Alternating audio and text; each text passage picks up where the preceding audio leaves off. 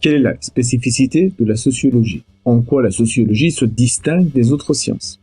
Pour répondre à cette question, je vous propose 2 critères de distinction. Premièrement, la sociologie est une discipline, est une science qui a comme précepte d'expliquer le social par le social. Qu'est-ce que cela signifie? Je vais vous donner des exemples. Expliquer le social par le social signifie dans un premier temps d'éradiquer, d'évacuer toute explication d'ordre naturel. Alors on veut expliquer le suicide? Très bien. Il va falloir expliquer pourquoi les gens se suicident.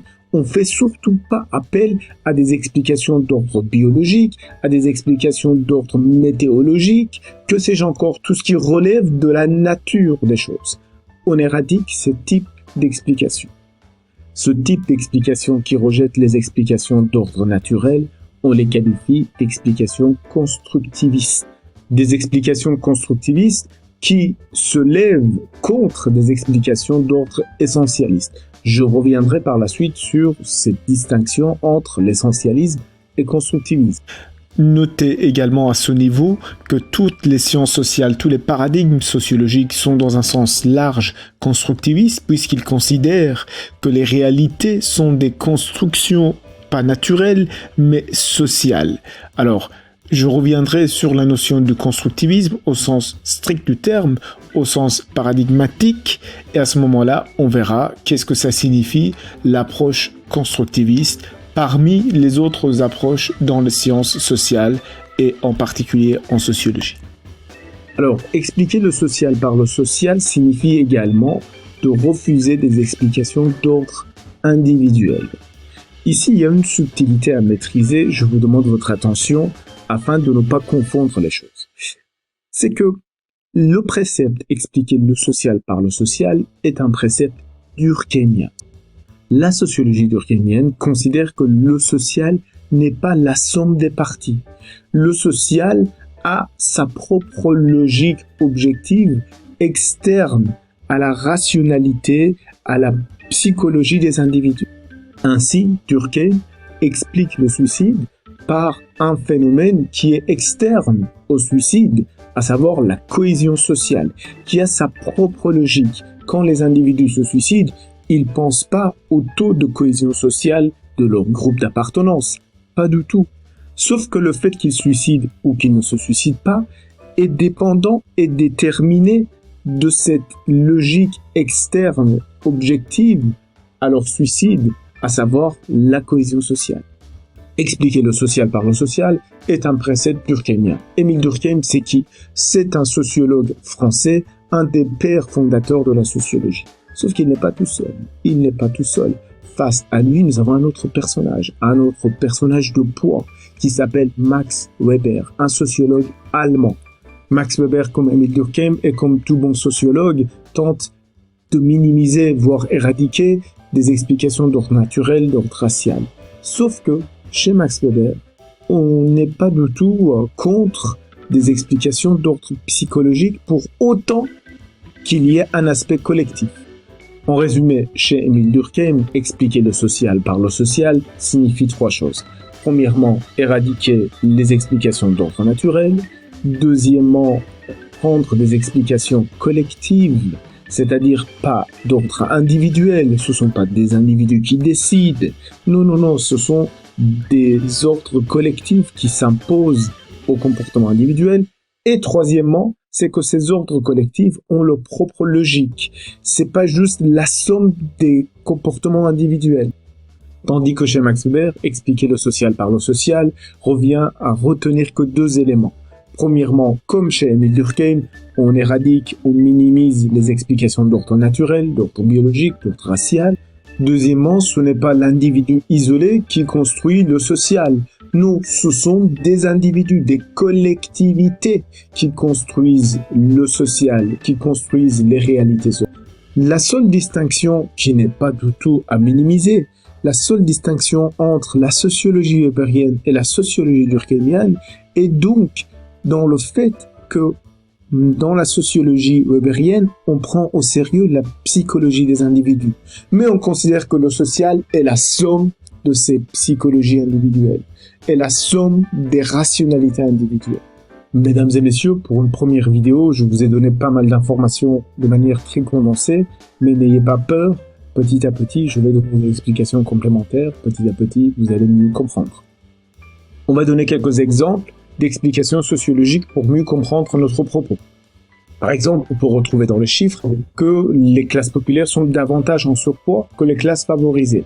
L'explication sociologique ne va pas retrouver des explications dans la génétique des classes populaires en disant oui, s'ils sont davantage en surpoids, c'est génétique, c'est biologique, c'est naturel, ça a toujours été comme ça.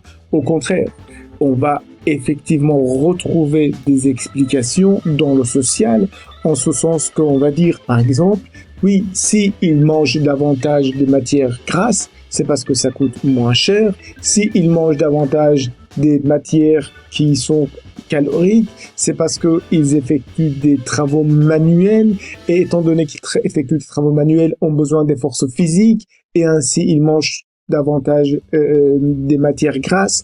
Ou encore, si les classes favorisés mangent des aliments plus légers, c'est dans une logique de distinction sociale qu'ils consomment davantage des aliments plus distingués, plus relevés, plus légers, en se différenciant des classes populaires.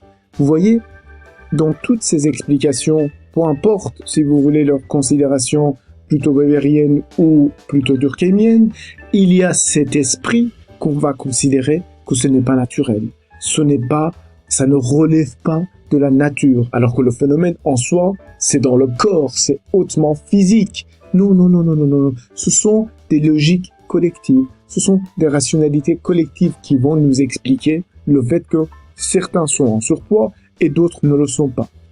Cet exemple est un exemple facile. Expliquer le social par le social allait quasiment de soi. On va donner un autre exemple un peu plus recherché pour mettre en évidence cette capacité de la sociologie, cette volonté de la sociologie d'expliquer les réalités par le social. Pourquoi les femmes ont une espérance de vie plus élevée que les hommes? Pourquoi les femmes vivent plus longtemps que les hommes? Pourquoi les femmes ont une longévité de vie plus importante que les hommes? Ce deuxième exemple met davantage à l'épreuve notre capacité d'expliquer le social par le social. Parce que le sexe en soi est considéré comme une réalité parfaitement objective, comme une réalité biologique. Et la première référence explicative qui nous revient dans la tête, ce sont des explications d'ordre hormonal, des explications génétiques, des explications biologiques qui se réfèrent au sexe en tant que réalité biologique. Dans ce cas de figure, expliquer le social par le social considère qu'il ne faut pas faire appel au sexe objectif pour expliquer la différence d'espérance de vie entre les hommes et les femmes, mais au sexe subjectif, au sexe construit, à ce qu'on appelle le genre, à cette dimension construite socialement de la féminité et de la masculinité qui fait que les hommes et les femmes ont des espérances de vie différenciées. Ainsi, on va dire que c'est la manière dont la masculinité est construite socialement qui explique que les hommes ont une espérance de vie moins importante que les femmes. Exemple, l'éducation donnée aux filles est une éducation qui les apprend davantage à prendre soin de leur corps, à faire attention davantage à l'hygiène, à être plus sensible à la souffrance et ainsi à consulter plus rapidement un médecin. Bref, c'est la socialisation différenciée des femmes qui fait que les femmes prennent davantage soin de leur santé par rapport aux hommes, par rapport à cette masculinité qui davantage socialisée à prendre des risques, à ne pas être chochotte, à ne pas aller chez un médecin dès la petite moindre souffrance, que sais-je encore. Les hommes ont une socialisation qui est différente des femmes. Et c'est ainsi qu'on explique la plus grande longévité, et non pas du tout par des considérations d'ordre naturel, biologique et hormonal. Ou encore, on va considérer que certains métiers sont davantage représentés par les hommes, et ces métiers sont davantage des métiers plus dangereux, des métiers plus difficiles, les métiers ouvriers. Ainsi, l'espérance de vie des femmes est plus élevée que les hommes, parce que les femmes exercent moins ces métiers-là. Ou encore, on va aller plus loin, on va dire que les femmes ont un habitus qui est davantage à l'écoute des instructions de tout genre, des instructions scolaires, Et oui, les femmes réussissent mieux à l'école que les hommes, des instructions liées à la sécurité au travail. Les femmes ont moins d'accidents de travail que les hommes, peu importe des instructions médicales. Et c'est ainsi que les femmes écoutent davantage les instructions. Je reviendrai sur la notion de l'habitus pour expliquer largement, mais à ce niveau-là, faites attention que quand on dit habitus, ça signifie pas du tout que ceci est quelque chose de naturel chez les femmes. Non, cet habitus est socialement construit et le fruit d'une socialisation différenciée. Alors, je vous ai dit qu'il existe une deuxième spécificité de la sociologie, il existe un deuxième critère de distinction de la sociologie qui la différencie des autres disciplines. Ce qui distingue la sociologie des autres disciplines, c'est particulièrement sa posture qui se veut critique vis-à-vis du sens commun, vis-à-vis de ce qui est communément admis, vis-à-vis des croyances communes. Et c'est pourquoi les sociologues ont souvent des postures dans leur intervention, dans leur manière dont ils expliquent les choses, critiques, des postures étonnantes, choquantes, provocantes, et des postures qui se démarquent, des postures qui veulent véritablement se différencier, se distinguer vis-à-vis des autres types d'explications. Comme si les sociologues, ils se voient à part dans la manière dont ils expliquent les phénomènes sociaux. Alors comment cette posture critique se construit? Premièrement, par la manière dont la sociologie fabrique ces questions, problématise. Le mieux explique ça très bien dans une méthode de la problématisation typiquement sociologique. Il relève le fait suivant, que la sociologie s'empare des croyances communes et problématise face à cette croyance commune, va à l'encontre de cette croyance commune. Ainsi, Durkheim problématise la question de suicide de la même manière, en ce sens que si la croyance commune considère que le suicide est un fait typiquement psychologique et individuel, très bien. Si la croyance commune considère cela, mais comment cela se fait-il que le taux de suicide est si stable, est relativement stable? Et si c'est ainsi, peut-être que c'est un autre phénomène d'un autre ordre, social bien évidemment, d'un autre ordre qui fait qu'on doit expliquer le suicide autrement. Et donc, il cherche en quelque sorte, et de manière provocatrice, figurez-vous, puisque Durkheim à son époque n'était pas seul à vouloir expliquer le suicide, il cherche à expliquer le suicide, un fait typiquement psychologique et individuel, par le social. Il prend le suicide comme un phénomène social, comme un fait social plutôt. Ou encore, chez Max Weber, on a toujours cette même tendance qui fait que, oui, alors que la croyance commune considérait à son époque, ou encore de nos jours, considère que le capitalisme est un fait quasi naturel et que cet homo economicus est dans la nature de l'être humain, Max Weber va chercher une explication non pas d'ordre économique, au contraire d'ordre religieux, en disant que oui, c'est un fait qui relève d'une éthique de vie qui a des fondements religieux.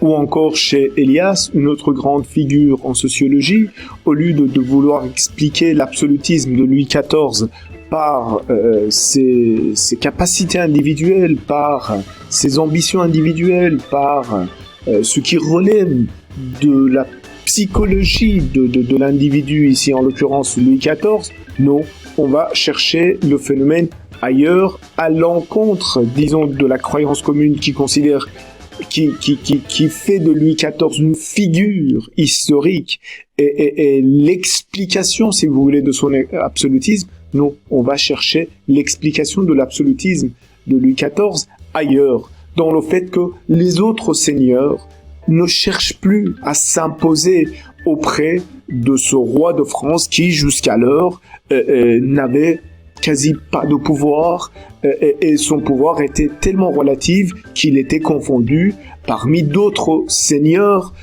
Attention, mesdames et messieurs, je caricature la pensée d'Elias pour mieux me faire comprendre, sinon la pensée est plus complexe. Et de fait, la France ne commence pas avec Louis XIV, nous sommes bien d'accord.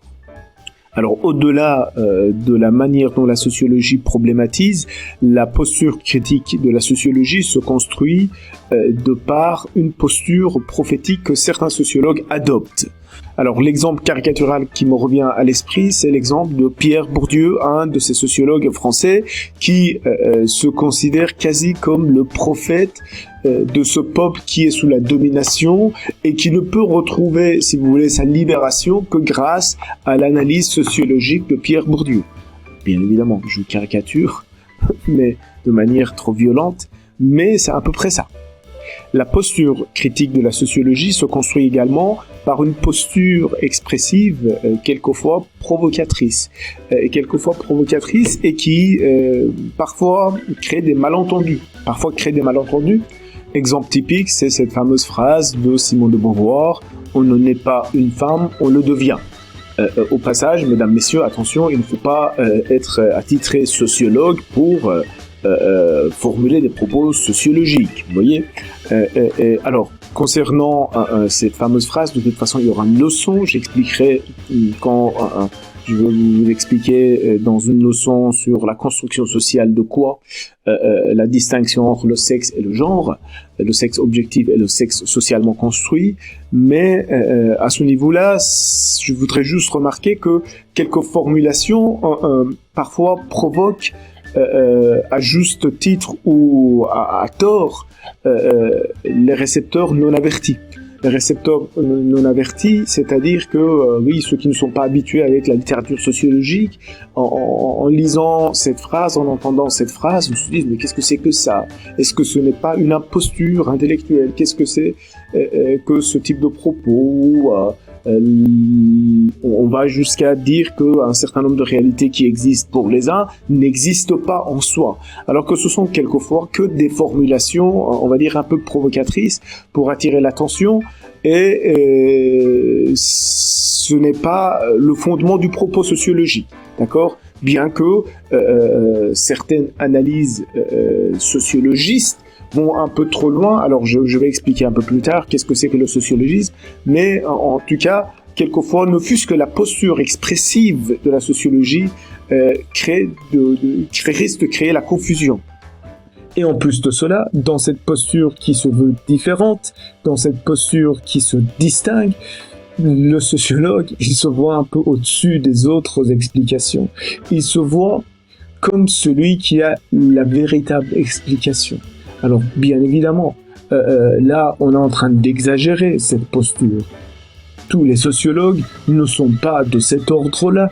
Tous les sociologues ne considèrent pas que l'explication sociologique est l'ultime explication.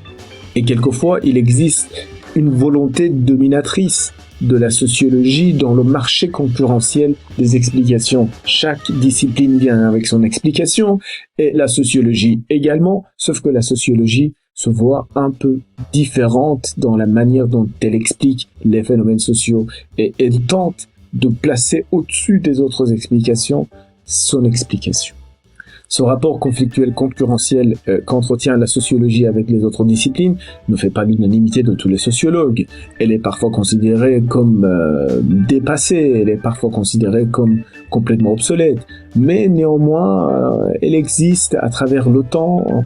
Il y a quelque chose dans la posture sociologique, même si parfois elle est niée, qui fait que la sociologie se distingue des autres disciplines et se veut mettre au-dessus des autres explications. Alors, il suffit juste de regarder le rapport qu'entretient la sociologie avec la psychologie. Elle méprise les explications psychologiques. Quand bien qu'elle les accepte, elle les accepte uniquement dans leur dimension collective, dans la variante weberienne que j'expliquerai plus tard. En tout cas, le rapport entre la sociologie et la psychologie n'est pas du tout le même rapport qu'entre la chimie et la physique. La chimie et la physique n'entretiennent aucune animosité entre elles, alors que c'est pas du tout le cas entre la sociologie et la psychologie. Cette volonté d'accorder une position hiérarchique plus élevée que les autres disciplines aux explications sociologiques s'appelle le sociologisme. D'accord ? C'est une espèce de dogmatisme dans la manière dont la sociologie veut à tout prix faire avancer ses explications face aux autres disciplines. Attention, je ne suis pas en train de dire c'est pas bien d'être sociologiste, ni même à vous suggérer que d'être dogmatique ou pas dogmatique est bien ou mal. Non, on n'est pas dans des considérations morales. Tout simplement, quand on sociologise les réalités sociales, on trouve des explications d'ordre social et on fait valoir ces explications d'ordre social face aux autres types d'explications. Est-ce qu'on a raison de faire ça ou pas? J'en sais rien. Dans le cadre de mon business, dans le cadre de ces vidéos, je cherche à vous apprendre à comment sociologiser les explications. Au-delà du fait que si c'est bien ou si c'est mal, ou au-delà du fait que si c'est vrai ou si c'est faux. Donc, dans la manière dont le sociologue explique les phénomènes sociaux, explique les réalités sociales, il risque de faire du sociologisme. À tort ou à raison. Si vous considérez que la maladie, un handicap, est strictement une question biologique, dans ce cas-là, votre explication n'est nullement sociologique. Si vous considérez que non, toute maladie ou tout handicap n'a pas uniquement des causes biologiques, mais également des causes sociales, c'est également à cause des inégalités sociales. Là, vous commencez à sociologiser votre explication. D'accord? À quel degré? C'est pas très clair. Mais en tout cas, vous considérez que oui, il y a également une dimension sociale à cela. Il faut admettre également une dimension sociale aux maladies infectieuses. Par contre, si vous considérez que toute maladie ou tout handicap est une question strictement sociale et que ceci est entièrement une construction sociale et que vous voulez expliquer toute maladie ou tout handicap que par le social, dans ce cas-là, vous faites du sociologisme. Encore une fois, à tort ou à raison. En tout cas, l'explication sociologique considère qu'il n'y a pas des gens qui sont naturellement bons pour faire des mathématiques et des gens qui ne sont pas naturellement aptes à faire des mathématiques. On devient matheux ou on ne devient pas matheux. C'est une question qui est construite socialement. Ou encore, l'anorexie, en tant que maladie, est une construction parfaitement sociale et que un certain nombre de classes sociales favorisent l'émergence de cette maladie. Ou encore l'obésité.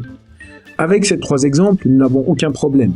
Par contre, dès le moment où on entre dans la catégorie des maladies physiques, cela devient un peu plus problématique. Certes, vous pouvez considérer, sociologiser l'existence des handicaps mentaux et considérer que oui, les inégalités sociales sont les causes des handicaps mentaux. Par contre, pour les handicaps physiques, ça devient un peu problématique. Néanmoins, il existe des sociologues qui parviennent à vous montrer que même cela a des causes sociales. Même si cela peut paraître très sociologiste, même si cela peut paraître faire du sociologisme. Dans une leçon à part sur la construction sociale, je reviendrai sur ces questions. En attendant, je vais résumer mon propos. Qu'est-ce qu'on a dit jusqu'à présent? Que la sociologie est une discipline qui essaye d'expliquer le social par le social, et que la sociologie est une discipline qui cherche à faire valoir son explication comme l'explication ultime par rapport aux autres explications dans les sciences, et particulièrement dans les sciences humaines et sociales. Pour rappel, expliquer le social par le social signifie surtout de minimiser, d'évacuer les explications d'ordre naturel, mais aussi d'expliquer les phénomènes de manière collective, de ne pas considérer que ce sont des individus isolés qui construisent le réel. Je vous remercie d'avoir regardé cette vidéo. Si vous avez des questions, mettez-les dans les commentaires.